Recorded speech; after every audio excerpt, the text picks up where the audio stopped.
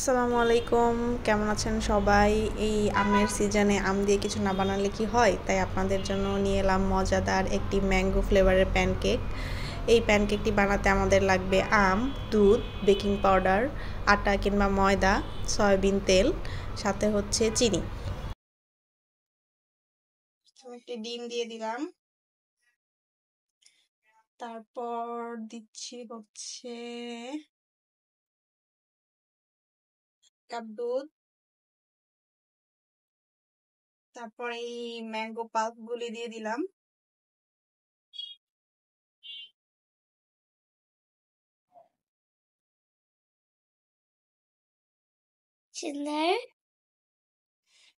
দিয়ে দিলাম চিনি আধা কাপের মতো। হ্যাঁ, এরপর এখানে দিয়ে দিব লবণ।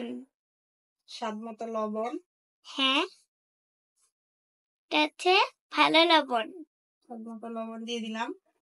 তারপর হচ্ছে এখানে দিয়ে দিচ্ছি সয়াবিন তেল দিয়েছেন হাফ কাপের মতো। হ্যাঁ, এরপর এগুলিকে আমরা একটু মিক্স করতে হবে। করে নিয়ে এটাকে এখন আমরা ব্লেন্ড করব। সব উপকরণগুলি দিয়ে এটাকে হচ্ছে আমরা একটু ব্লেন্ড করে নিয়েছি। এই যে দেখতে পাচ্ছেন একটা পিউরি হয়েছে। এই আমের পিউরিটার মধ্যে এখন আমরা শুকনো উপকরণগুলি দিব। শুকনো উপকরণগুলি দিয়ে আস্তে আস্তে মিশিয়ে নিব। আমাদের যেই আটাটা ছিল, এখানে আপনারা আটা কিংবা ময়দা যেটা দিতে পারেন।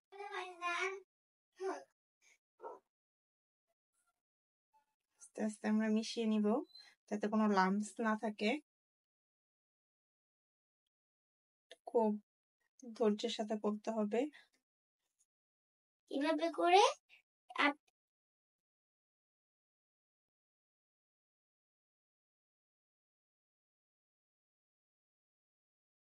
আমরা বেকিং পাউডার অ্যাড করে দিলাম। পাউডার অ্যাড করে এটাকে মিশিয়ে নিব। এই যে আমাদের ব্যাটারটি হয়ে গেছে। এই যে ব্যাটারের কনসিস্টেন্সি এটা আপনারা দেখতে পাচ্ছেন, এরকম হবে। আমরা যে ব্যাটারটা বানিয়েছিলাম, ব্যাটারটা এখন রেডি হয়ে গিয়েছে, এরকম কনসিস্টেন্সি এসেছে। সো এখন চুলায় একটি প্যান বসিয়ে প্যানের মধ্যে আমি একটু হালকা অয়েল ব্রাশ করে নিলাম, তেল দিয়ে মুছে দিচ্ছি। এখন আমি এই ব্যাটারটি থেকে অল্প অল্প ব্যাটার নিয়ে এভাবে চুলার মধ্যে তাওয়ার উপর দিয়ে দিচ্ছি।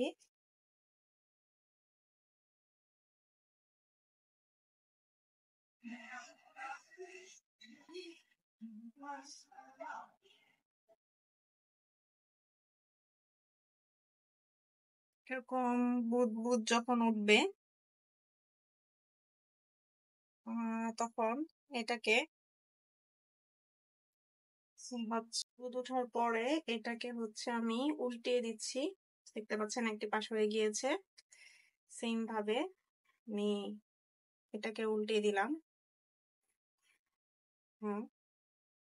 পর এই পাশটা যখন হয়ে যাবে,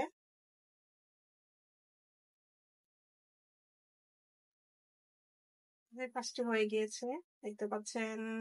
এই পাশটি অনেক সুন্দর ভাবে হয়ে গিয়েছে। এখন আমি এগুলিকে নামিয়ে নেব। দেখতে পাচ্ছেন কত সুন্দর আমাদের প্যানকেকগুলি রেডি হয়ে গিয়েছে এবং খেতেও মনে হয় খুব ইয়ামি লাগবে, দেখতে যেহেতু খুবই ডিলিশিয়াস লাগছে। সো ভিডিওটি ভালো লাগলে লাইক, কমেন্ট, শেয়ার করবেন। Thank you.